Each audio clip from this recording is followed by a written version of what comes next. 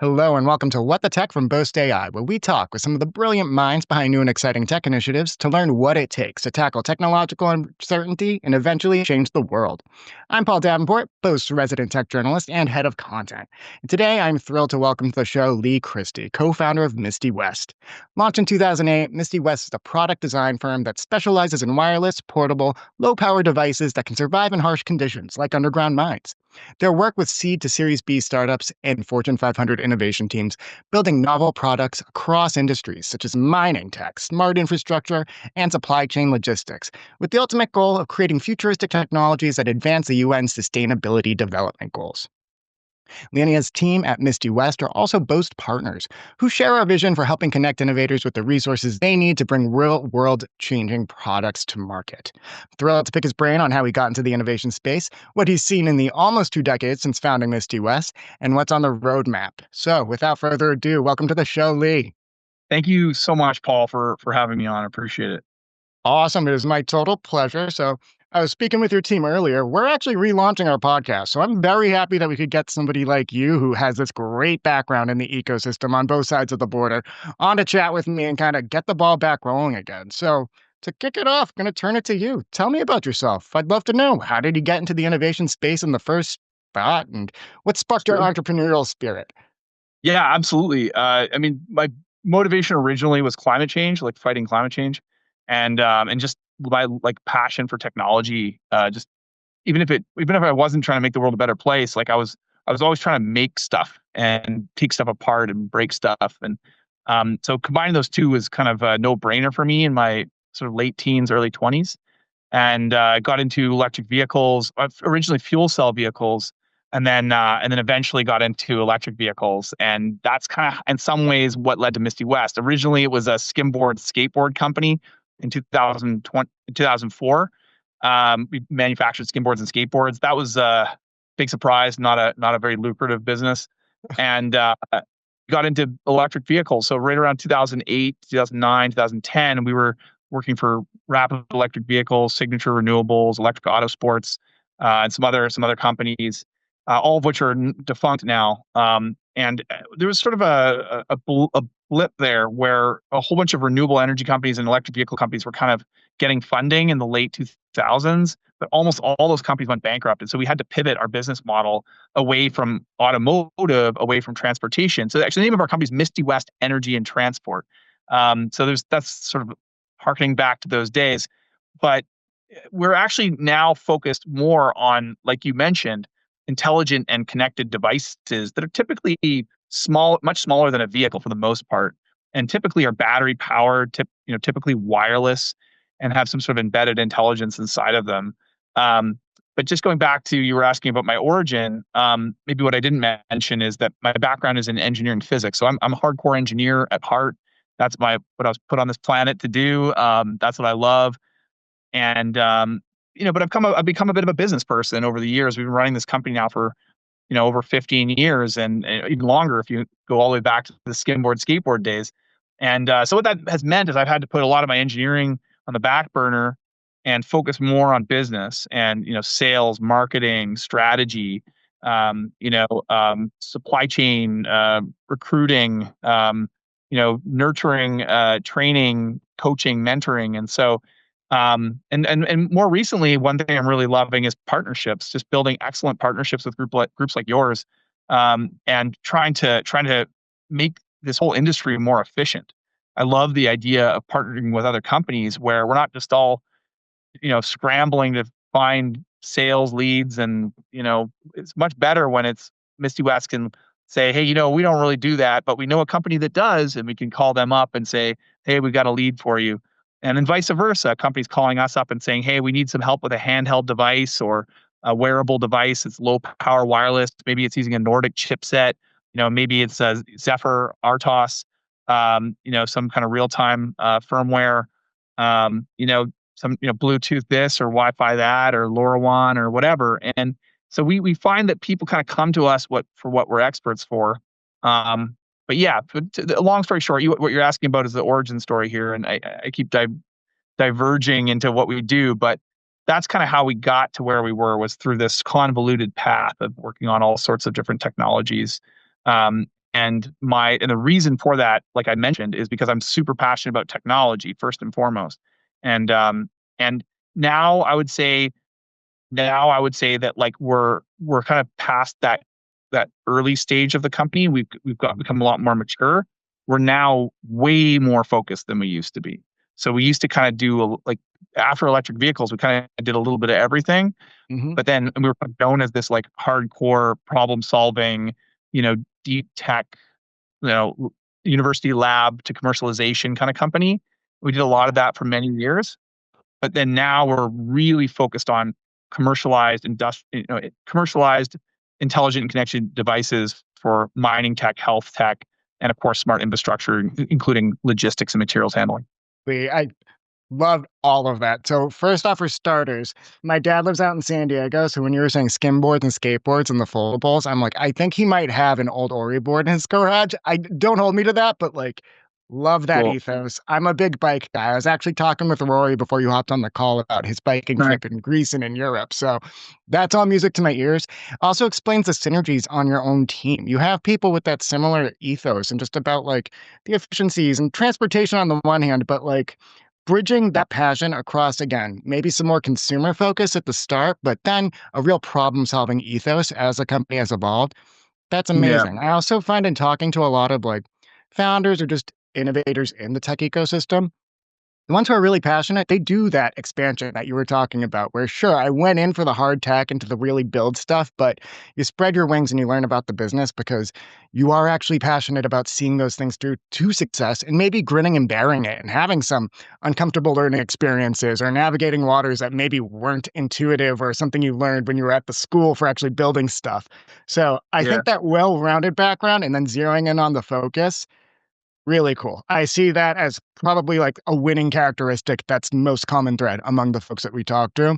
And then that final piece too about how Misty West, again, that is focused now. You were kind of doing all broad-based problem solving in the past, but you're really Yep. focused on these solutions today that I think you need to survive in this market, but to also, again, bring people along with you.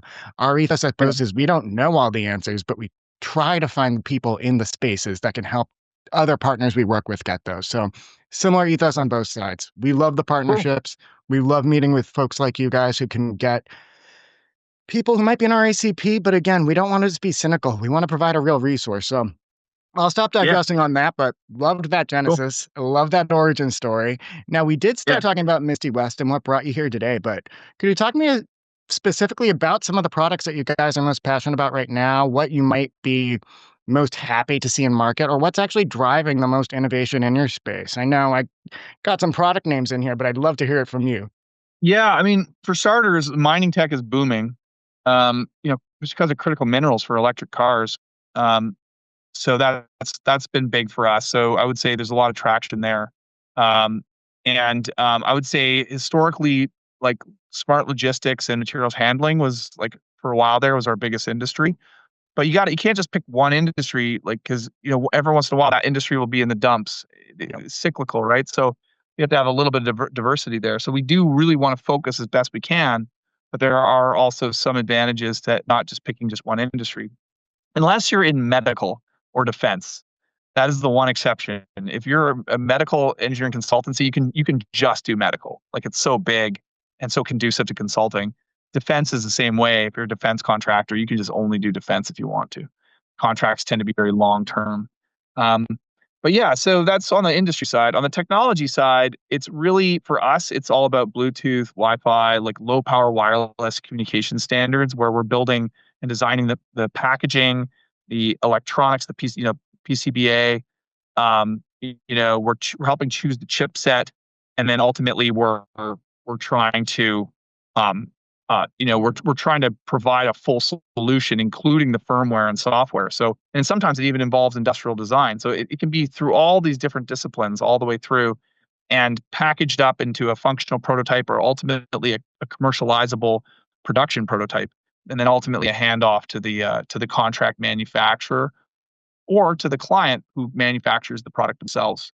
Um, so that's kind of how we're set up. And our projects tend to be either fixed price or fee for service. But at the end of the day, we're providing engineering services to a company where we're looking for what we call a Misty West shaped hole. That is to say that companies, in many cases, they're either missing our skill set outright, or they have our skill set, but it's in short supply, and they don't want to go out and hire a bunch of full-time engineers. They could go out and hire a freelancer for 6 months, but in some cases they're hiring 4 or 5 freelancers, and at some point it just doesn't make sense. You just may as well hire a firm like us, and we can give you what you want. It requires a lot less work and a lot less finger pointing if things go wrong. I think name of episode, Misty West shaped hole. I think that's a perfect way of characterizing how you guys fit Yeah. right into it. And again, That's that a Taylor. it's soup to nuts. It's you guys are That's doing the full suite. that's a Taylor Cooperism. Yeah. Taylor Cooper's our CEO. That's his catchphrase. Misty West shaped hole.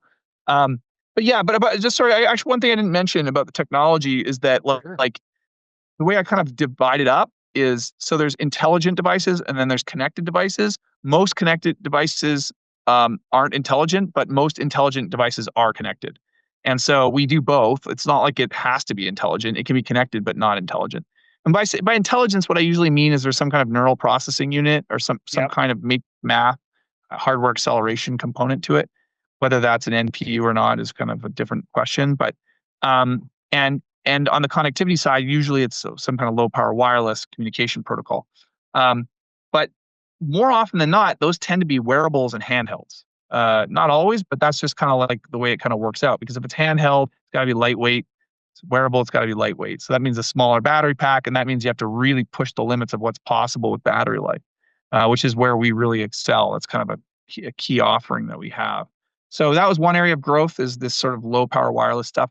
And then the other category is something that's not a huge industry for us, but is like AI cameras or smart cameras. So or just cameras more generally. Basically, the optics, mechanical engineering, building the camera board, and then writing all the firmware, the drivers, packaging the whole thing up into a super rugged, reliable, package that's aesthetically pleasing or ergonomic or whatever it has to be. And we actually have a product. This is our only product that we sell. It's called Misty Vision. It's an AI vision system that's based around Misty SOM, which is a system on module that we built using an RZ-V2L chipset that does have an NPU on board. So it's very much an edge compute device. That is to say, it's not reliant on the cloud. So we built a solar-powered, battery-powered version of that camera that you can just set it up wherever you want, anytime, anywhere, and it will tell you what it sees. You can train it with a machine learning model. Are you looking at a deer? Are you looking at a bear? Are you looking at a truck or a garbage truck or a logging truck? Is that a person on a bicycle, a motorcycle? Is it someone illegally crossing the border with a suitcase full of guns? Yeah. Are there birds on the tarmac of the airport? So whatever you want to see, you can look at rail cars going in and out of ports. So the people that seem to be most interested in this tend to be like airports, ports, railroads, border security, perimeter security. These are sort of the early adopters, and now highways too. Highways is big too. So those are the early adopters. It is right now a fairly expensive camera, but the goal is to get it down to be globally cost competitive and into that sub $20,000 category is kind of where we're headed with it. The thing is too, like you're covering all those interdependencies. It's not just about engineering the like potential realities of it. Even talking about like the batteries, that's one, but the packaging, that's another. And then even just like what you're watching for to even train those models. It's just so many things beyond even just the traditional firmware that they might be going to an engineering company or consultancy for, that you guys are covering all the bases for. And that's the path to actually getting it all to be more affordable in the long run, because you're not just considering some of the hard stuff now, you're thinking about it comprehensively and holistically, which Yeah. that's a big differentiator. And I think that's really powerful in the market too. I'm thinking Yeah. too, I worked at a computer vision company in the past, and they Oh, wrote cool. a lot of checks they couldn't ultimately cash back in the day. They're no longer with us, so I don't feel bad. I'm not going to name them, but they didn't do that full-fledged holistic approach to it all. They'd work on an algorithm, they'd sell it to a farmer, they'd be like, hey, we can even do some heat detection because we can see the evaporations from like some of your silos or things like that. But then the batteries weren't there. And then you'd have to pull in other players for that, or the packaging didn't make sense. And it's so like you can't just sell one piece of it off the shelf. Ultimately, if you do want to, Right. again, drive down those costs and then drive up adoption, you got to look at the whole problem. So I love that that's the approach that you guys take. Yeah, absolutely. That is the approach we take, and we kind of had to. We didn't really have a choice. We're not a big company. We're not known as a products company. We're known as an engineering services company, and so we're kind of starting that from scratch. But we had the engineering know-how to do it, so we are like, well, let's just do it. And as it turns out, that camera is running right now at YVR Airport. You can, if you search YVR Airport, Misty Vision in Google, you'll see all these different news articles that came out about it. That camera's still running, like it's super reliable. Like it's working perfectly, and so we built a really, really, really reliable machine learning. I call it an infrastructure independent machine learning camera or AI camera. Again, that is to say, it's not dependent on the cloud or Yeah. anything. Almost all of its compute is done on board. And if you want to do more compute in the cloud, you certainly can. You can transfer the Mhm. data and then you can reanalyze it and whatnot. But yeah, it tells you it can differentiate between 13 different kinds of trucks. That's wild. I'm like, that's my homework assignment for after this call. I'm doing some Googling YVR. And now next time I fly out there, I'm going to be keeping an eye out too when I get there. I also love too Yeah. that you made that distinction too between connected and intelligent, because I think that's something that gets conflated a lot. And I know that was Sure. earlier in the conversation, but I did just want to bring that back up because that's not something you should conflate. Just because it's connected doesn't necessarily mean it's intelligent. And you gotta have all the other considerations in the background too when you're creating devices or just like solutions like you're talking about here. Um, Now, one other thing too that I'd be remiss if I didn't come into the conversation to start discussing a little bit, but funding innovation and capital strategy and just like building innovative solutions that maybe haven't been proven in the market, but you still want Sure. to get lit for them. How have you approached that in the past as a founder, as somebody who's worked on so many different products too? Just what's been your Uh, experience with that? so how to get projects greenlit on the client side? Yeah, I guess how do you get them greenlit on the client side, but also just funding innovation? I mean, specifically at Boast, we help companies with shred tax credits in Canada or R&D tax credits in the US, so you can kind of recoup the costs of your investments into that product development, those engineering costs. But has that been something that you guys have tapped into or other partners you've worked with? And just what's been your experience getting capital when you really need it to get off the ground? I mean, whether that's traditional VCs, whether that's just outside funding rounds. How have you navigated that? Sure. So there's two separate questions there. There's the Yeah, funding side, to get the funding to get your project off the ground, or to continue working on it to get to the next version. And then there's sort of like the customer sales side, like making sure you have the demand for your product. If it's in the consumer space, I think we've learned over the years that you have to know what the demand looks like before you start designing it. Like you can do some basic industrial design or something like that, but basically putting out teasers to figure out if people actually want to buy it. That's one thing Kickstarter is so good for, is it kind of proves how big the market is, or it gives you some indication. Um, so in the consumer space, that's one way to look at it. In the industrial space, often they know there's demand, because often the customer, they already have the customer usually, because usually someone has said to them, "Hey, we need this thing," and they're like, "Well, we should just make that." And then they try to figure out, well, how much will it cost to make it, and and how many people actually want to buy it. yeah. So we're big fans of ROI calculations for the Mm, latter. The former is a bit different. It's harder to calculate, but for industrial purposes, it's usually like some kind of cost savings, right? There's usually something that's done manually, or some safety related device where it could hurt somebody and you want to make it safer. So right, there's usually some way of doing those calculations that kind of show the value of the work. And once you know it's going to save them $20 million, for sure. it's kind of a no-brainer to spend $500,000 or even $1 million to go and fix that. And that's where Misty West comes in, is that people come to us and say, "Hey, we've got this problem. We're not really sure the solution. Here's some back of the napkin sketches of what we have in mind. Oh, and by the way, here's the ROI calculation. This is Yeah, like what's the whole thing here." And then there's usually a deadline being driven by a trade show, or a demo demonstrating it to the investors, or demonstrating it to senior executives to decide whether they're going to get funding next year for it or whatever. And so more often than not, when we're doing a proof of concept or a functional prototype, it's because they got to demonstrate it to the people who are funding the project.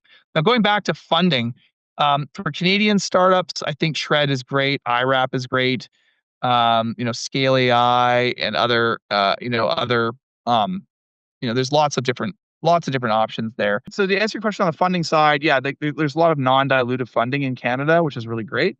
So, IRAP, Shred, Scale AI, Innovate BC, Next Gen or NGen grants, Pacifican.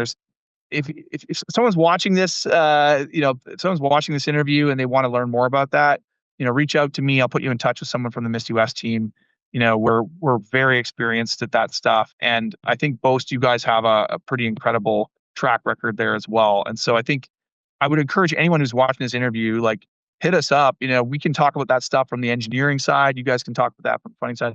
But non-dilutive funding in Canada, if you're an American company, consider just moving here because it's incredible. It's incredible what you can accomplish here in Canada with these government initiatives. The reason why basically what it comes down to is in the U.S. they have the Department of Defense. They have a lot of defense spending, and there's a lot of grants out there in defense for companies to do R&D. In Canada, rather than spending all that money on defense, they spend a similar amount of money, but it goes towards innovation spending, which is kind of like defense spending, but just by another name, because it's not being used for defense, but it is making sure that we stay technologically competitive as a country, which means ultimately that we have the ability to wage a war if we needed to, right? It's kind of how I look at it. It's like if you have like a strong manufacturing base and you have a strong tech sector, if there ever was a big war, Canada would be able to play its part. I'm a pacifist. I don't want to go to war, but I certainly don't want to be a nation that has zero ability to wage war. That's also kind of a scary thought, right? Ideally we're pacifists who carry a very big stick. Is one way to think about it. All right. But anyway, that's just not to get too political here, but that's like just my own personal philosophy. And so the innovation spending here in Canada has been fantastic. The non-dilutive funding has been fantastic. Now the venture capital in Canada is good. There's some great companies like VanEdge, Chrysalix, Rhino Ventures. There's lots of great ones in Canada that I really love. That said, it's not quite at the same scale nowhere near at the same scale as Silicon Valley. And so I often get a little jealous of the US that way. But the good news is that we can raise money here from those venture firms as well. Those venture firms tend to often, like Playground Global, for example, funded IDEA in Vancouver, right? So I think that there's a lot of potential for Canadian startups to get funding from these American firms. But the biggest mistake people make is they just don't go big enough. Like they're not going for the big enough TAM.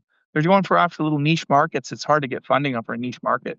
Or they're going after a big market, but they're going after a niche market first, and they're having trouble telling the story about the big picture and how they're using the niche as a beachhead or as a toehold to get into the bigger markets.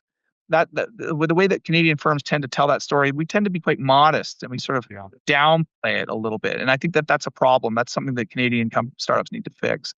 And then last thing on the funding side is like just sheer numbers. You got to ask for intros. You got to get on those phone calls.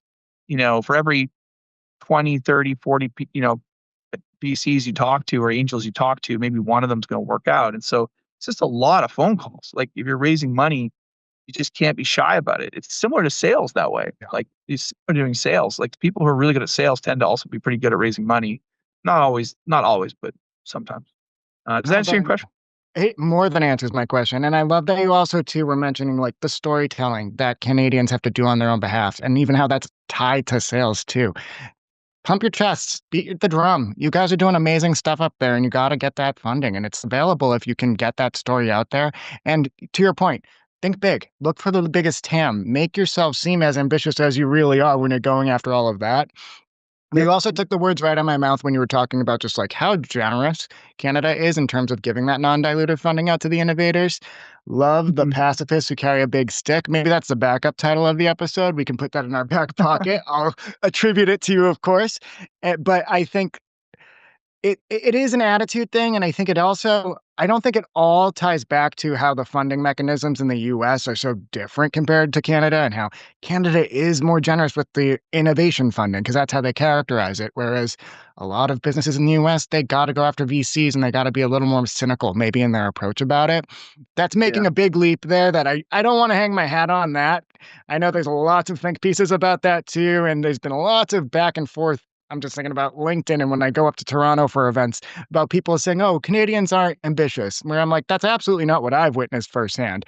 So, but I do think it's a conversation that needs to be had, especially when, again, there is the opportunity up in Canada and there is so much support up in Canada from places like Misty West and all the different names that you mentioned, and even like provincial funding programs too. When we were talking about defense kind of as a standalone, I was thinking about my buddy Joshua going to a defense specific conference and kicking ass at it up in, I think it was Newfoundland. I might be mistaken.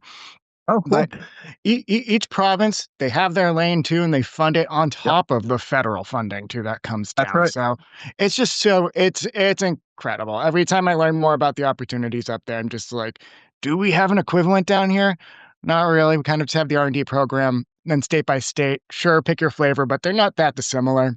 I digress. Yeah. Don't want to poo-poo the U.S. funding system. We love them all, but Yep. knowing that we are going to be at time soon. Couple more things I want to know. What's next for Misty West? What's on your roadmap? I know that you guys got some events coming up that the Boast team is going to try to tag along with you on. Can't wait to Yeah. meet you in person, hopefully sooner than later. But Yeah. tell me what you For got sure. cooking. Yeah. Yeah, no problem. We're responsible. We founded and are responsible for the most legendary party at CES in Las Vegas in early January called CES Founders and Friends. I think this will be like our 9th or 10th year. So it's a pretty big deal. Doing it a long time, doing it for 10 years because we skipped a year in COVID. And every year we get about 1,000 people that want to come to this party, and there's only really room for a few hundred people, and so we got a huge wait list. Um, and which is like it's I sound like I'm boasting here, but really like it's just we've been doing it so long. It's not.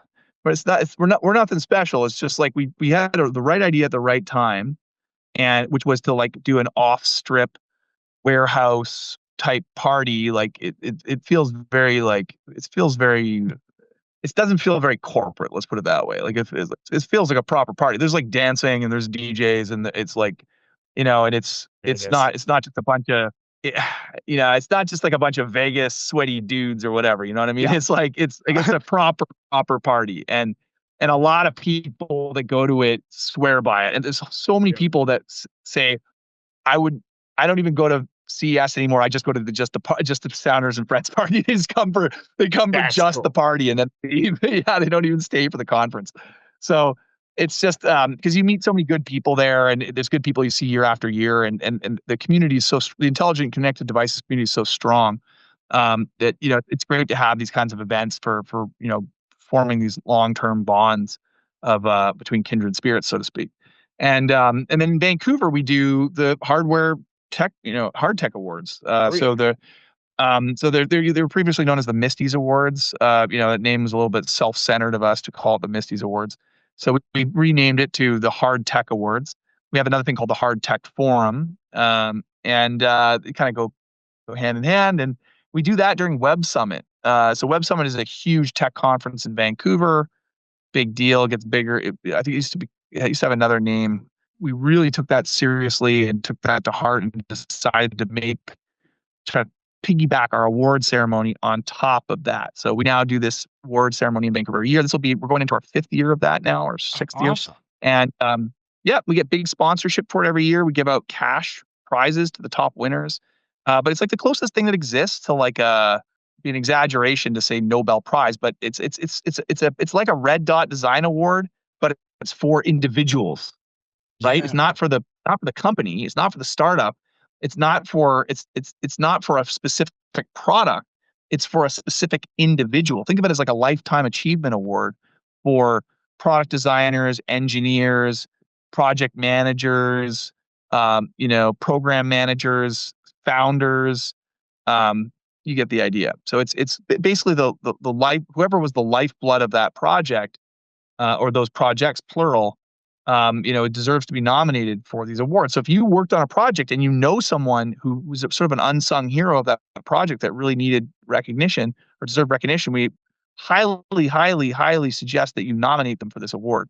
And so we'll send you some links and things like that for the award. But if you just search for the Hard Tech Awards, you can't miss it. So that's the second event. I already mentioned the Hard Tech Forum, which happens in San Francisco during Deep Tech Week. It also happens in Vancouver. And then we do these like little dinner parties as well. So for all of our sponsors like Nordic, Memfault, SolidWorks, in the past Hawkridge, in the past Altium, also not to mention Edge Impulse, who got recently acquired by Qualcomm, August Electronics. All these companies have been really great to us, and they all get invited to participate in all these events throughout the year, and it just keeps snowballing.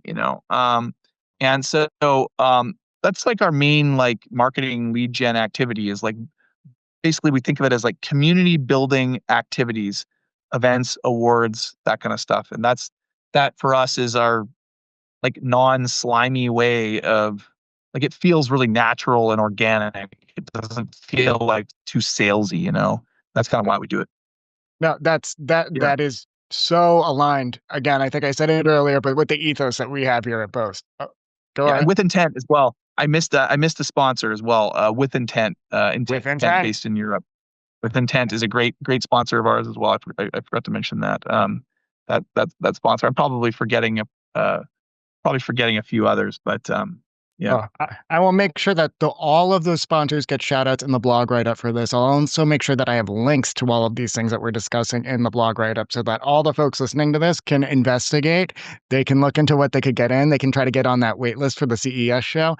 I'm pumped about Web Summit. I had a blast at last year's. I remember I was rooting on Chris Hobbs while he was doing some kind of race thing. I just like how personal you can get at Web Summit, even though it's huge. So you talking about that Nobel Prize for the people who really make the difference on the Hard Tech Awards, Sure. so makes sense with what I've seen. But yeah, Leigh, this has been fantastic. I am so excited that Boast has partnered with you guys and that, again, we don't have to be slimy. We can be partners in the network and we can work together on things and try to get all the innovation that is on the table in Canada, in the US, and beyond out to market where it's going to be effective and where it can make positive change and positive impact. You guys got the Yeah. recipe. We love to be on your side. So this is fantastic. Thanks. Yeah, thanks for saying that. Yeah, I didn't talk too much about the positive impact side.